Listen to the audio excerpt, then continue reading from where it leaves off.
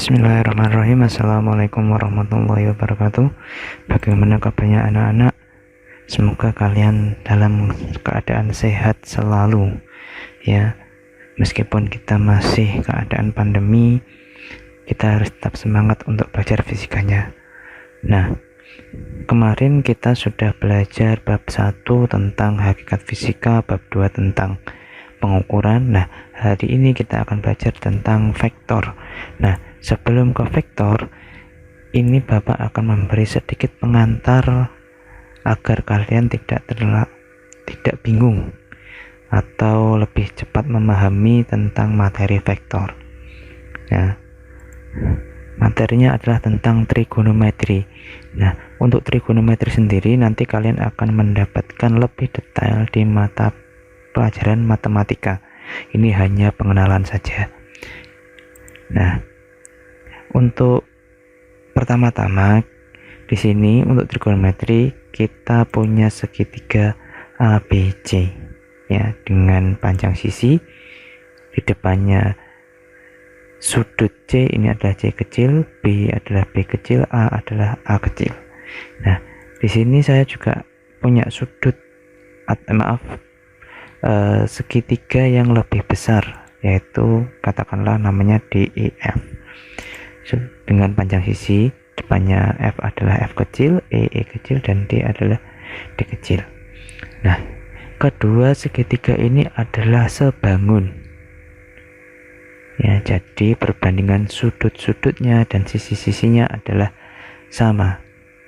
Nah, misalkan di sini kan kita terlihat bahwa di sini di segitiga yang pertama ada sudut siku-siku berada di B dan sudut siku-siku yang segitiga dua ada di E.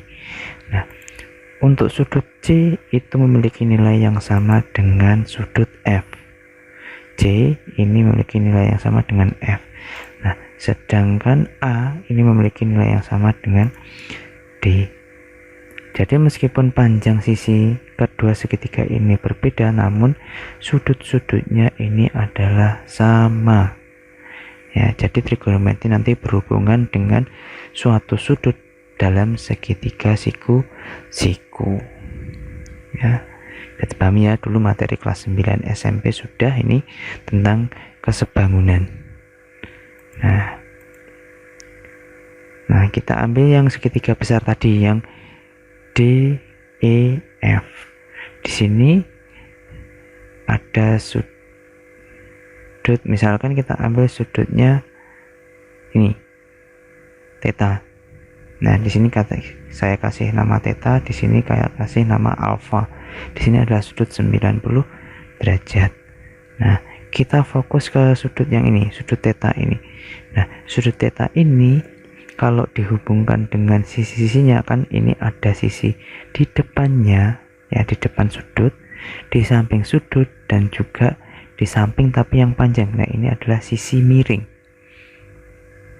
Kita pahami ya, di sini ada sudut, terus di depan sudut ini adalah sisi depan, terus di sampingnya yang pendek ini sisi samping, dan yang panjang di sampingnya adalah sisi miring.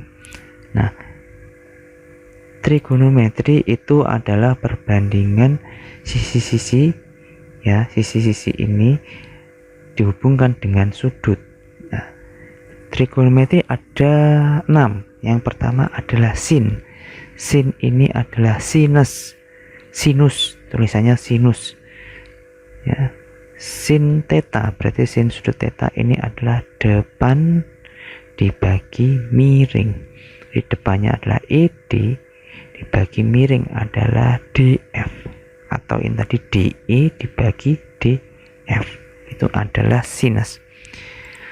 Yang kedua adalah cosinus. Cosinus itu adalah samping dibagi miring. Jadi sampingnya sudut ini adalah EF, dibagi miringnya adalah DF. Nah, untuk yang ketiga adalah tangen. Bukan tangan loh ya, tangen theta, tangan sudut ini. Tangan itu adalah depan dibagi samping.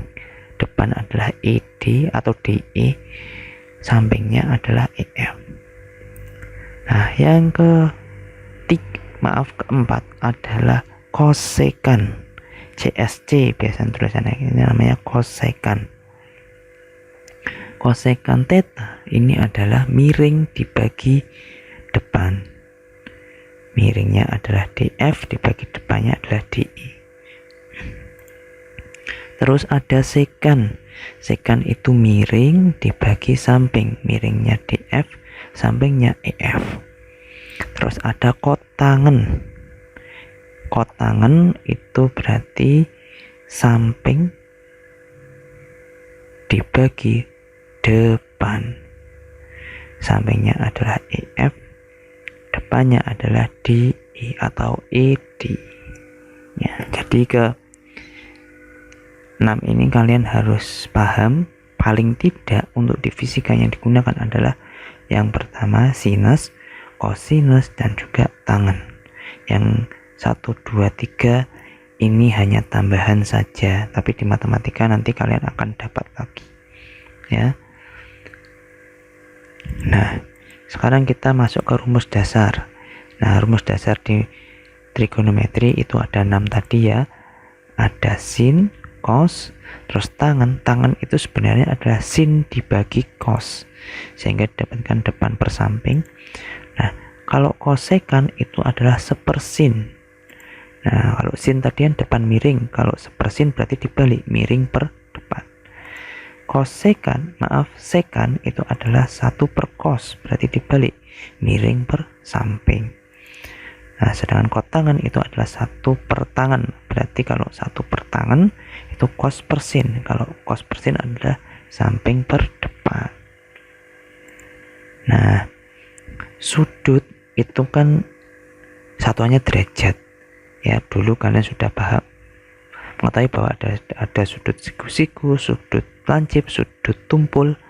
Nah, kalau trigonometri ini ada beberapa sudut istimewa yang harus kalian pahami, terutama di fisika nanti akan sering digunakan.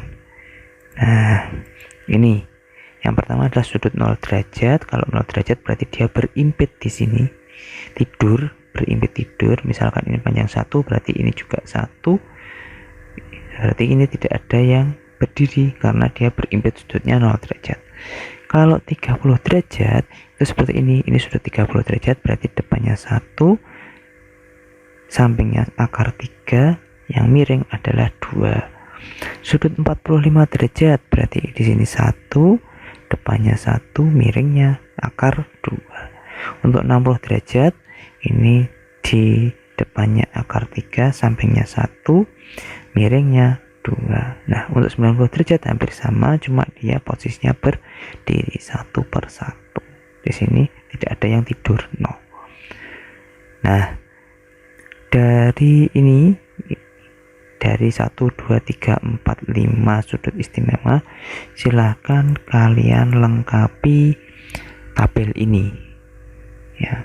Ada sin, cos, tangen, kosekan, sekan, kotangen dari sudut 0, 30, 45, 60, 90. Seperti yang Bapak jelaskan tadi, kita menggunakan perbandingan depan miring, depan samping, samping miring. Nah, ya, itu adalah untuk melengkapi tabel ini. Nah, ini semua sudut 0 sampai 90 derajat ini adalah berada di kuadran 1. Bisa dipahami ya. Jadi kan misalkan ini saya punya, nah seperti ini.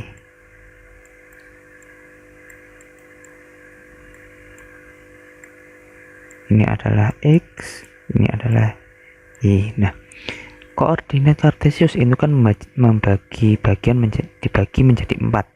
Ini ada 1, 2, 3, 4. Nah, ini adalah kuadran 1, ini kuadran 2, ini kuadran 3, ini kuadran 4. Di sini 0 derajat sampai 90 derajat. Di sini 180 derajat. Ini 270 derajat. Nah, ini kembali ke 360 derajat atau 0 derajat lagi, kembali 1, 2, 3, 4. Nah, lalu di link deskripsi sudah Bapak taruh materi atau alamat web tentang penjelasan trigonometri, silahkan kalian baca, kalian pahami. Nah, untuk kuadran 2 ini juga kalian lengkapi, kuadran 3 juga kalian lengkapi, kuadran 4 juga, tadi kan ada 4 kuadran. Nah, yang terakhir setelah itu dilengkapi, nah kalian masukkan ke dalam lingkaran ini. Misalkan ini tadi sudut 0 derajat, ini diawali dari cos 0 itu 1, sin 0 ini 0. Nah, jadi yang depan ini adalah cos, nah yang belakang ini adalah sin. Nah, cos 30 atau pi per 6 akar 3 per 2, sinnya setengah, dan seterusnya. Bisa dipahami ya.